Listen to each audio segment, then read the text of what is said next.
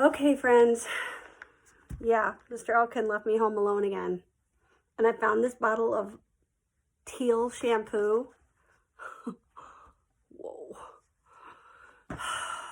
I cannot be trusted. Okay.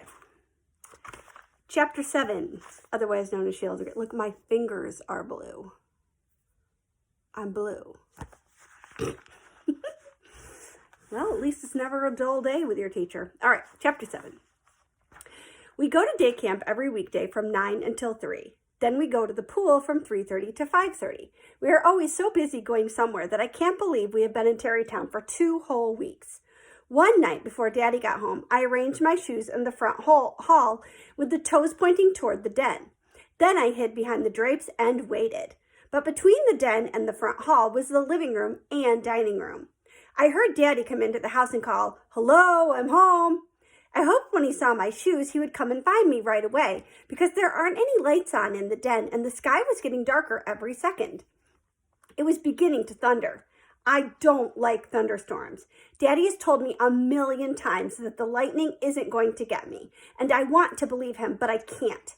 I never should have hidden so far away. I should have gone into the closet in the front hall. Then I'd have been near the kitchen where Libby and Mom were. I wondered what was taking Daddy so long. And what were those funny noises? I wish somebody would turn on the lights.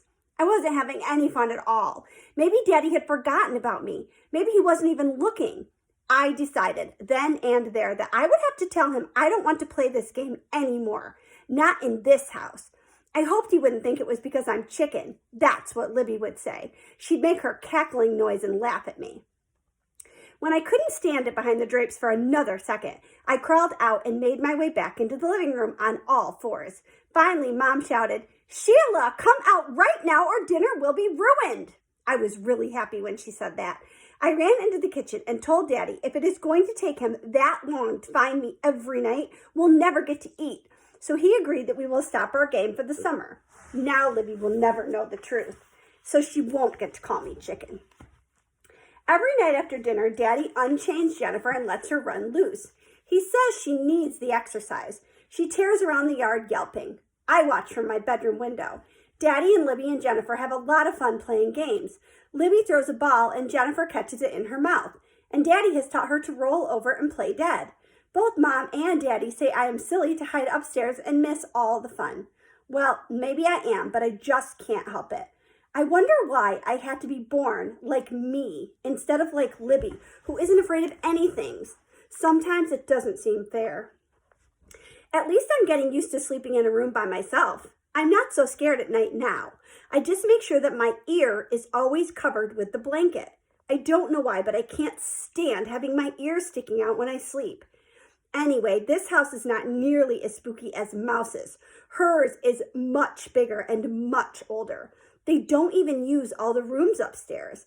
I asked Mouse if it scares her to live in a place like that, and she said she never thought about it. She's always lived in the same house, and before that, her mother's family lived in it too, and someday she might get married and live there too. She said a long time ago, Washington Irving slept in her house. Who's he? I asked. Is he related to George? I laughed at my own joke.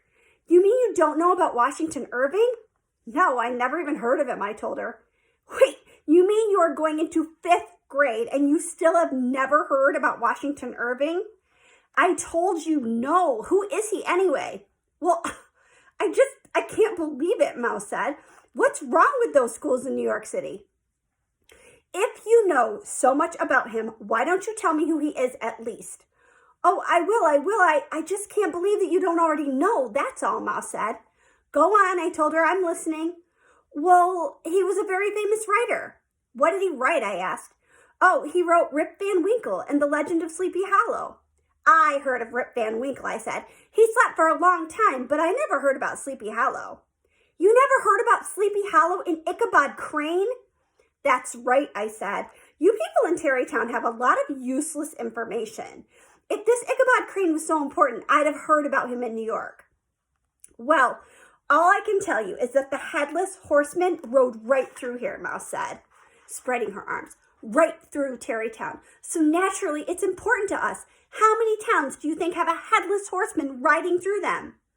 What do you mean headless? I asked. Oh, he was this man on a horse and he had no head. And Ichabod Crane saw him and got very scared. Yeah, but it's just a story, right? I mean, there's no such thing as a headless horseman. Well, Mouse said, it's kind of a story, but I believe it. In fact, I've heard him around here lately, haven't you? Heard what? The headless horseman. If you listen at night, you can hear this eerie noise, and that's him haunting Tarrytown. I don't believe you, I said.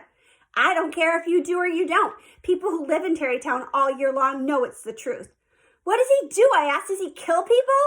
Oh, no, nothing like that. He just rides around haunting, like a ghost. There is no such thing as ghosts, I said. Maybe there is and maybe there isn't.